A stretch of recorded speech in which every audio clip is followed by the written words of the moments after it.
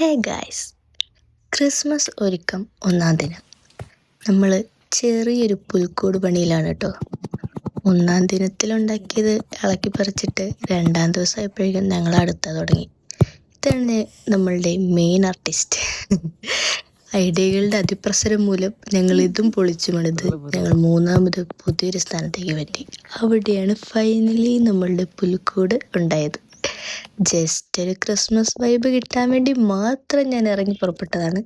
പക്ഷെ എല്ലാവരും കൂടെ ഏറ്റെടുത്ത് സംഭവം സീരിയസ് ആയി ഗൈസ്. സീരിയസ് ആയി എന്നല്ല, കുറച്ച് ഐഡിയകൾ എല്ലാവരുടെ അടുത്തുനിന്നും വന്ന് സംഭവം എന്തായാലും സെറ്റായി. ഇങ്ങനെ നമ്മൾ ഏകദേശം അടിസ്ഥാനം ഇട്ടു, പെയിൻ്റൊക്കെ അടിച്ച് കളറാക്കി. സൈഡിലൂടെ ഒരു നീർച്ചാൽ ഒഴുകുന്നുണ്ട്. വെള്ളം ഇപ്പോൾ വരുന്നില്ല, വെള്ളം വരും. അങ്ങനെ നമ്മളുടെ ഒരുക്കം മൂന്നാം ദിവസത്തിലേക്ക് കടന്നു. ഇന്നാണ് കരോൾ വരുന്നത്. രാവിലെ എപ്പോഴേക്കും കിണറൊക്കെ പ്ലിഞ്ഞിപ്പോയിട്ടുണ്ടായിരുന്നു, മഞ്ഞ് വീണിട്ട് കീറിപ്പോയി. അപ്പോൾ നമ്മൾ എന്ത് ചെയ്യണം? കുറച്ച് ഡ്യൂപ്ലിക്കേറ്റ് മഞ്ഞും കൂടെ സെറ്റാക്കണം. കോരിത്തരിക്കുന്നില്ല, തണുത്ത് വിറച്ച ഡിസംബറാണല്ലോ. പിന്നെ നമ്മൾ കുറച്ച് മരമൊക്കെ കുത്തിവെച്ചു, മരത്തിലൊക്കെ മഞ്ഞ് വീഴാൻ വേണ്ടിയിട്ട്. നിങ്ങൾ ആലയൊക്കെ കാണുന്നുണ്ടോ? എല്ലാം കാണണം കേട്ടോ.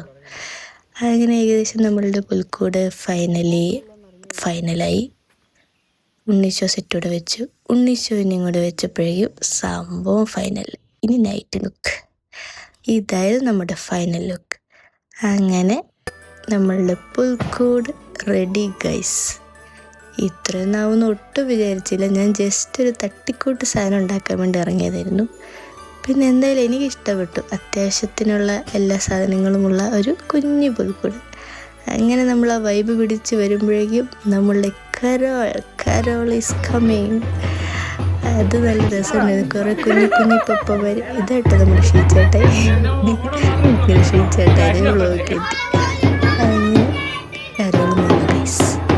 കരോളിൻ്റെ ആ ഒരു ആവേശം നിങ്ങൾ കണ്ടു. കരോൾ എന്ന് പറഞ്ഞാൽ ഇങ്ങനെയാണ് കേട്ടോ. ഉണ്ണീശോനെ ഇങ്ങനെ എല്ലാ വീടുകളിലും കൊണ്ടുപോലും നമ്മൾ വീട്ടിൽ പ്രാർത്ഥിക്കും. അങ്ങനെയാണ് കരോൾ എന്ന് പറയുന്നത്. ആർക്കെങ്കിലും അറിയില്ലെങ്കിൽ. അങ്ങനെ ക്രിസ്മസ് കഴിഞ്ഞു ഗൈസ്. Happy Christmas.